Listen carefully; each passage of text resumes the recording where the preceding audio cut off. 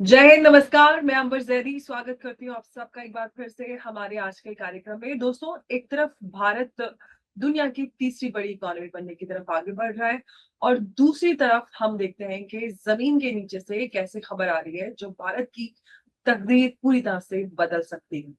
सोचिए, ऐसा खजाना जिसकी कीमत लाखों करोड़ रुपए में हो सकती है। ऐसा रिजल्ट जो भारत की माइनिंग और स्ट्रेटेजिक वेल्थ की तस्वीर को हमेशा के लिए बदल कर रख सकता है। और अब रिपोर्ट के मुताबिक भारत के एक राज्य में करीब 222.88 मिलियन टन के जो विशाल गोल्ड रिजर्व्स हैं वो पाए गए हैं। जी हाँ, दुनिया का दूसरा सबसे बड़ा गोल्ड कंज्यूमर भारत, जो हर साल अपनी जरूरतों के लिए सोने का जो बड़ा हिस्सा है वो इंपोर्ट करता है, क्या अब अपनी ही धरती के नीचे छुपे इस खजाने के दम पर एक नई गोल्ड रेवोल्यूशन की तरफ बढ़ रहा है? क्या ये खोज भारत की इकोनॉमिक सिक्योरिटी को मजबूत करेगा?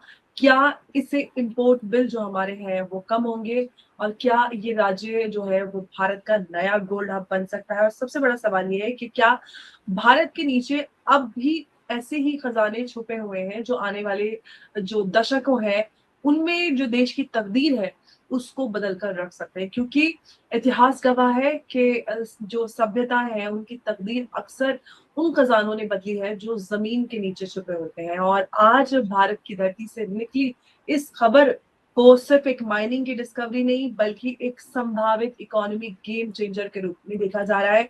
और ये खबर बहुत बड़ी है और इस खबर पर हम आगे चर्चा करेंगे। और इस पर बात करने के लिए आगे मेरे साथ मौजूद है उमेश अग्रवाल जी। उमेश जी, बहुत स्वागत है आपका। जय हिंद, नमस्कार। जय सिया राम अंबर जी। जय सिया राम उमेश जी। उमेश जी, 222.88 टन यानी कि ऑलमोस्ट 223 मिलियन टन के इस जो विशाल गोल्ड रिजर्व्स हैं वो भारत की इकोनॉमी पर कितना असर डाल सकते हैं? क्या भारत का जो गोल्ड इंपोर्ट है वो करने पर जो भारत पूरी तरह से निर्भर रहता है वो भी कम हो सकता है? कैसे आप देख रहे हैं इस बड़ी जो डिस्कवरी को? देखिए अंबर जी, जो गोल्ड है हमेशा हमारे संस्कृति में बहुत इम्पोर्टेंट एक तरह से धातु है। उसको एक तरह से आप देखिए कि भारतीय हर घर के अंदर गोल्ड आपको मिलता रहेगा, क्योंकि हमारे एक सिविलाइजेशन के साथ इसका कनेक्ट है। हमारे मंदिरों में गोल्ड चढ़ाया जाता है। भारतीय महिलाओं के पास जो गोल्ड है वो विश्व में सबसे ज्यादा है। 36,000 टन गोल्ड हमारे पास पड़ा है। मंदिरों में अनुमान लगाया जा रहा है कि 5 से 6 हजार टन गोल्ड पड़ा है। और अब प्रधानमंत्री मोदी जी ने जब से ईरान और इजराइल के बीच में वॉर चालू हुआ है, उसके बाद मोदी जी ने अभी एक तरह से देश की जनता से अपील की है कि 1 साल तक आप गोल्ड मत खरीदिए। और उसी के बीच हमें रिपोर्ट्स आती है कि बिहार के जमुई डिस्ट्रिक्ट के अंदर 222.88 मिलियन टन के जो गोल्ड ओर है वो पाए गए हैं। सबसे बड़ी बात यह है कि गोल्ड के रिजर्व जो मैक्सिमम है, हमें याद होगा कि कोलार गोल्ड फील्ड का केजीएफ मूवी आई थी, तो हमें लगता है कि सबसे ज्यादा गोल्ड रिजर्व जो है कर्नाटका में है। पर यह बात सही भी है। पर अब क्या है, नई नई डिस्कवरी आ रही है। जैसे आंध्र प्रदेश में देखिए, जोनागिरी और रामगिरी में गोल्ड रिजर्व पाए गए हैं। राजस्थान के अंदर भी पाए गए हैं, झारखंड के अंदर पाए गए हैं, उड़ीसा के अंदर भी पाए गए हैं। और अभी थोड़े कुछ दिन पहले हमने जो शो किया था जबलपुर मध्य प्रदेश के अंदर भी गोल्ड रिजर्व पाए गए हैं। पर अब ये जो डिस्कवरी हुई है, इसका ये बताया जाता है कि देश का 44% जो गोल्ड और रिजर्व है वो अब बिहार के अंदर है और जमुई डिस्ट्रिक्ट के अंदर पाया गया है। सबसे बड़ी बात आप ये देखिए, सेंट्रल बैंक जो है गोल्ड खरीद रहे हैं। और जब से इन्फ्लेशन जब भी बढ़ता है तब लोग जो है गोल्ड के ऊपर भरोसा करते हैं। कैश जो है लोग कम रखना चालू कर देते हैं। इसका मतलब ये है कि जब भी फाइनेंशियल सिस्टम में कोई प्रॉब्लम आता है, gold is the last resort, तो एक हेज रहता है इन्फ्लेशन के अगेंस्ट। तो अब आप देखिए कि ये जो अगर डिस्कवरी होती है और उसके बाद इसके अंदर माइनिंग एक्सट्रैक्शन चालू हो जाता है, तो भारत के अंदर गोल्ड रिजर्व जो हैं हमें इंपोर्ट करने की जरूरत ही नहीं पड़ेगी। देश के जी। अंदर से ही हम सोना को माइन करके देश की जरूरत को पूरा कर सकते हैं। देखिए, हम ये तो नहीं बोल सकते कि पूरा गोल्ड इंपोर्ट बंद हो जाएगा, पर कुछ भी देश के अंदर प्रोडक्शन होता है तो इससे फायदा भारत को होने वाला है। आप देखिए भारत के अंदर जो एरियाज है, जैसे गोल्ड माइनिंग होनी चाहिए, जैसे झारखंड है, उड़ीसा है, बिहार है, यहाँ पर जो है वैसी पॉपुलेशन है जो श्रमिक पॉपुलेशन है, ब्लू कॉलर जॉब्स के लिए उपयुक्त भी है। वहां पर इंफ्रास्ट्रक्चर डेवलपमेंट भी चालू होगा, पूरे रीजन का डेवलपमेंट होगा। और सबसे बड़ी बात है कि जो हर साल हम फॉरेन एक्सचेंज रिजर्व्स जो हमारा ड्रेन आउट होता है, जिसके कारण हमारा रुपया कमजोर होता जा रहा है, उसको भी एक सपोर्ट मिलेगा। और सबसे बड़ी बात है कि भारत जब गोल्ड का उत्पादन यहीं पे जैसे रिफाइनिंग चालू हो जाती है, तो एक तरह से आप देखेंगे कि उससे भारत की डेवलपमेंट होती है, ग्रोथ होती है। और ये भी मुझे लगता है कि भारत सरकार को इसके ऊपर फैसला लेना चाहिए। और हम्म। जो एनएमडीसी है वो बहुत और जीएसआई, इसके अंदर ये कमर्शियल वायबिलिटी कितनी हो सकती है, उसके ऊपर डिस्कशन चालू है। और कुछ ही दिनों में इसके ऊपर फैसला भी हो जाएगा। बिल्कुल, लेकिन सवाल अब उमेश जी लोगों के लिए है कि क्या इस खोज से जो भारत के आम लोग हैं उनके लिए नए रोजगार के मौके मिलेंगे?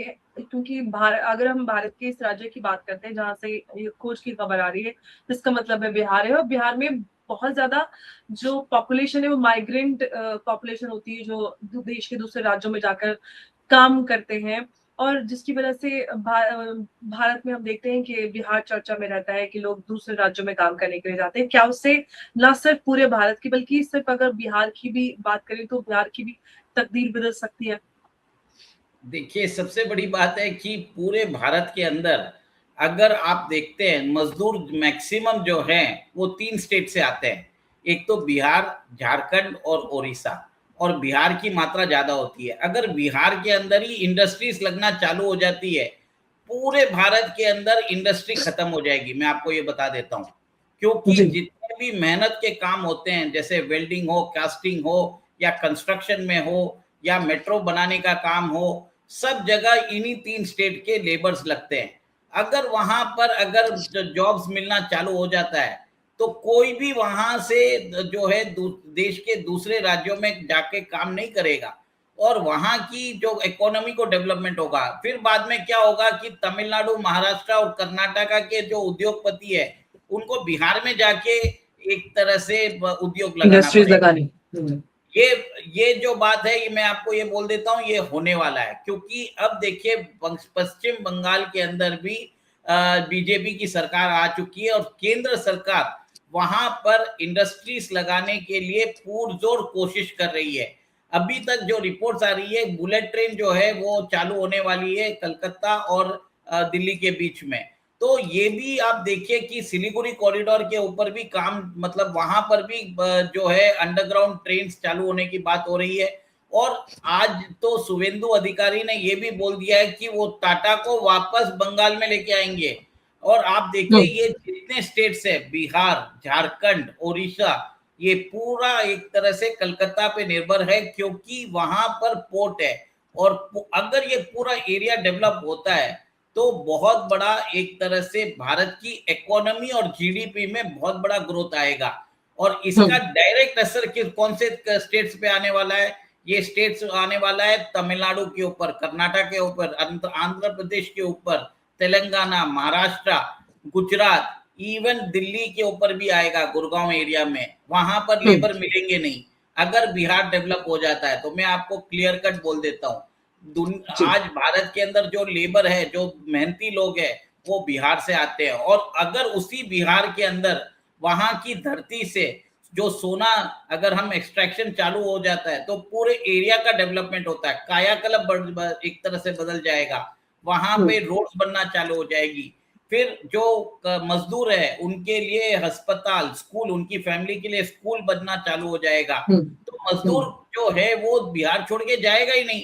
और अगर बिहार छोड़ के नहीं जाएगा, तो दूसरी जो स्टेट्स है जहां पर ये बिहारी जाते हैं काम करने के लिए, वहां पर लेबर मिलेगा नहीं। और अगर वो लेबर नहीं मिलेगा, तो जो जितने भी इंडस्ट्रियलिस्ट हैं, जितने भी कारोबारी है, उनको बिहार में जाके एक तरह से इंडस्ट्रीज लगानी पड़ेगी। जी। इसमें सबसे बड़ा प्रॉब्लम क्या था पहले, कि लॉ एंड ऑर्डर का प्रॉब्लम था। जैसे बिहार के अंदर लालू प्रसाद की सरकार थी पहले आरजेडी की। बिल्कुल। ऐसे लेकिन उमेश जी, अब यहाँ से एक और अगला जो चैलेंज आता है, या फिर जो ये सिचुएशन जो हम डिस्कस कर रहे हैं, इससे पहले बीच में एक और मोड़ आता है। वो ये है कि जो रिजर्व्स हैं, उनकी जो कमर्शियल माइनिंग है वो आसान होगी, या फिर जो इन्वायरमेंटल और लीगल चैलेंजेस हैं वो रास्ते में खड़े होंगे। क्योंकि हम देख रहे हैं जब भी कोई इस तरह का डेवलपमेंट होता है, तो कहीं ना कहीं ये इन्वायरमेंटल, लीगल और ये बड़े सारे चैलेंजेस खड़े हो जाते हैं। तो वो कितना आसान हो पाएगा? देखिए, एनवायरनमेंट, लीगल और ये जो जितने भी एनजीओस हैं, भारत के अंदर एक बहुत बड़ी एक मिनी स्मॉल स्केल इंडस्ट्री है, जिसमें हम्म। इन एनजीओस को और इन एक्टिविस्ट को बाहर से फंडिंग मिलती है। भारत के अंदर अगर कोई भी इंडस्ट्री लगती है तो इसके खिलाफ याचिका दायर करते हैं ये सुप्रीम कोर्ट के अंदर, भारत का डेवलपमेंट प्रोजेक्ट रोकने की कोशिश करते हैं। और उसके बाद चीफ जस्टिस ऑफ इंडिया ने एक कमेंट मारा कि ये लोग जो हैं कॉकरोच है। इन्होंने उन एक्टिविस्ट को बोला था जो भारत की ग्रोथ को रोकना चाहते थे। जो चीफ जस्टिस ऑफ इंडिया ने कभी भी स्टूडेंट्स को नहीं बोला था, ये मैं आपके शो के द्वारा क्लेरिफाई करना चाहता हूँ। ये ऐसे लोग हैं जो लुटियंस के अंदर बंगलो लेके बैठे हुए हैं, झोला चाप और ये रबर की चप्पल पहनते हैं, और इनके बच्चे जो हैं वो बाहर विदेश में पढ़ते हैं, टैक्स भरते नहीं है, और एक तरह से बताते हैं कि इनकी कोई सेविंग्स नहीं है, पर इनकी लाइफस्टाइल अगर आप देखो तो किसी इंडस्ट्रियलिस्ट से कम नहीं है। बिजनेस क्लास में जाते हैं, बाहर घूमते हैं, वाइन और शैंपेन्स पीते हैं, दिल्ली के जिमखाना क्लब के अंदर इनकी मेंबरशिप रहती है, वहां पर बैठ के डील्स फिक्स कराते हैं, भारत के ऊपर स्पाइंग भी करवाते हैं। ये वैसे लोगों की बात की थी। तो ये जो कॉकरोच बोला गया था, ये कॉकरोच नहीं, एक तरह से दीमक है। और चीफ जस्टिस ऑफ इंडिया ने उन लोगों को बोला था जिसको इन लोगों ने हाईजैक कर लिया और देश के अंदर कॉकरोच जनता पार्टी एक खड़ी कर दी, जिसको सोरस और सीआईए की बैकिंग है। और अगर सीजेपी देखो तो वो आपका एक तरह से एक दूसरा ही वर्जन है। यही मैं बताना चाहता हूँ। अंबर जी, आपकी आवाज नहीं आ रही है। मैं बोल रही हूँ कि सीजेपी को आपका ऑफशूट बोल सकते हैं। हाँ, वो तो बोल सकते हैं, आपकी नाजायज औलाद है। जी। खैर उमेश जी, अब मैं अगला सवाल आपसे ये जानना चाहती हूँ कि ये जो पूरी डिस्कवरी है, और जिससे हम ये संभावित जो हम बातें कर रहे हैं कि इस तरह की संभावना है और बड़े सारे अपडेट्स और डेवलपमेंट्स और ये सारा कुछ हो सकता है, लेकिन क्या चाइना, ऑस्ट्रेलिया और जो साउथ अफ्रीका है उसकी तरह भारत भी जो माइनिंग सुपर पावर बनने की तरफ आगे बढ़ रहा है? क्या भारत को, आपको लगता है कि इससे रिलेटेड जो पॉलिसीज है उसमें और भी इम्प्रूवमेंट की गुंजाइश है, या फिर भारत उस राह पर आगे निकल रहा है? देखिए अंबर जी, इस बजट के अंदर जो है भारत सरकार ने पीएलआई स्कीम दी है भारत के अंदर माइनिंग सेक्टर डेवलप करने के लिए, और एक तरह से रेयर अर्थ जो कॉरिडोर्स है वो बनाने की बात की है। देश के अंदर जो माइनिंग इंडस्ट्री है वो बहुत ही उसको डेवलपमेंट करने की जरूरत है। पर आपने जैसे बताया है, हमारे देश के अंदर दो आंदोलन जीवी है जो कॉकरोचेस है, वो आके इन हमारे देश के अंदर कभी भी डेवलपमेंट प्रोजेक्ट आता है तो उसके ऊपर वो स्टे लेने के लिए सुप्रीम कोर्ट चले जाते हैं। और इनके पास एक तरह से देश के अंदर जो महंगे से महंगे लॉयर होते हैं, ये उनके केस भी लड़ते हैं। ये भी आप देख लीजिए। आप सोचिए कि इन एनजीओ के पास इतने महंगे लॉयर मिलते कैसे हैं। ये भी एक तरह से प्रश्न चिन्ह लगाता है कि देश के डेवलपमेंट को रोकने की कोशिश करते हैं ये लोग। देश के अगर संसाधन है, अगर देश के अंदर ही डेवलप होता रहेगा तो हमें चाइना से इंपोर्ट करने की जरूरत ही नहीं है। आज चाइना से हमारा जो ट्रेड डेफिसिट है वो $100 बिलियन है। ये $100 बिलियन होता क्यों है? क्योंकि आप देखिए, इनहेरेंटली देश के अंदर एक ऐसी इंडस्ट्री है जिसको एनजीओ इंडस्ट्री बोलते हैं, जो एंटी डेवलपमेंट है, एंटी इंडिया है, प्रो चाइना है, और ऐसे अखबार भी हैं जो इसको सपोर्ट भी करते हैं। केंद्र सरकार के ऊपर एक तरह से तोहमत लगा देते हैं। अभी देखिए, ग्रीन टर्मिनल जो निकोबार में केंद्र सरकार जो अभी उन्होंने 81,000 करोड़ के अंदर उन्होंने अभी डन किया है, उधर एक ट्रांसशिपमेंट पोर्ट बनने वाला है। वहां पर एडिशनल एक एयर स्ट्रिप लाइन बन रही है, जिसके द्वारा हम जो है मलाका स्ट्रेट के ऊपर हम निगरानी रख पाएंगे। चाइनीज सबमरीन्स जो हैं, जो अब आके हम्बनटोटा पोर्ट या ग्वादर पोर्ट या किधर भी बांग्लादेश के चिटागोंग पोर्ट में डॉक करती है, उनके ऊपर भी नजर रख सकते हैं, इफेक्टिवली उनको एक तरह से वार्निंग दे सकते हैं। पर देश के अंदर आप देखिए एक ऐसा इकोसिस्टम है, कांग्रेसी इकोसिस्टम, जो हमेशा इसको अपोज करता रहता है। देखिए अमर जी, मुझे बिल्कुल। याद है जब पीवी नरसिम्हा राव की सरकार थी, तब भारत को अगर यूएन में रिप्रेजेंटेटिव करने के लिए उन्होंने अटल बिहारी वाजपेयी को चुना। उस समय जो बिल्कुल। बीजेपी थी वो एक रेस्पॉन्सिबल ऑपोजिशन की तरह काम करती है। पर जब कांग्रेस आती है तो हमारे जो पप्पू जी हैं वो सीक्रेट मीटिंग करते हैं चाइनीज एनवॉय के साथ, और आप देखिए जब भी अगर वो इलेक्शन हारते हैं, इमीडिएटली 2 महीने के लिए गायब हो जाते हैं, और वो कभी थाईलैंड में दिखते हैं, कभी अमेरिका जाके वो बोलते हैं कि भारत की इकोनॉमी डेड है, भारत का एक तरह से भारत के तंत्र के अलावा तंत्र के खिलाफ वो हमेशा कुछ ना कुछ बकवास करते हैं। This is a difference between BJP and Congress. BJP is a responsible opposition, और कांग्रेस जब ऑपोजिशन में रहती है तो वो फॉरेन पावर्स की बातें करती है, वो एक तरह जी। से चीन की बातें करती है, पाकिस्तान की बात करती है, टर्की की बात करती है, यूएस की बात करती है। तो ये आप देख लीजिए, हमेशा जो है कांग्रेस यही काम करती है। ये बात तो है, और हम हमेशा देखा भी है, और हमने जैसे कि चाहे अंडमान जो निकोबार ग्रेट निकोबार प्रोजेक्ट की बात करें, या फिर बॉर्डर्स पे हम जिस तरह से बॉर्डर इंफ्रास्ट्रक्चर डेवलपमेंट पे बात करते हैं, तो कहीं ना कहीं ये इकोसिस्टम जो है वो इस तरह के सवाल जरूर खड़े कर देता है। लेकिन अब सबसे बड़ा सवाल ये है कि जमीन के नीचे छिपा ये जो सोना है, वो भारत की इकोनॉमी की स्ट्रेंथ को नए स्तर पर ले जा सकता है, ये सवाल है। या फिर हम ये कहें कि कई अन्य डिस्कवरीज की तरह फाइल्स और अप्रूवल के जाल में फंसा रहेगा, और लंबा समय लग जाएगा, क्योंकि हम लगातार काफी समय से इस तरह की जो डिस्कवरीज हैं उस पर कवरेज कर रहे हैं। लोगों के सवाल यही आते हैं कि मिल तो गया, एक्सट्रैक्शन कब होगा?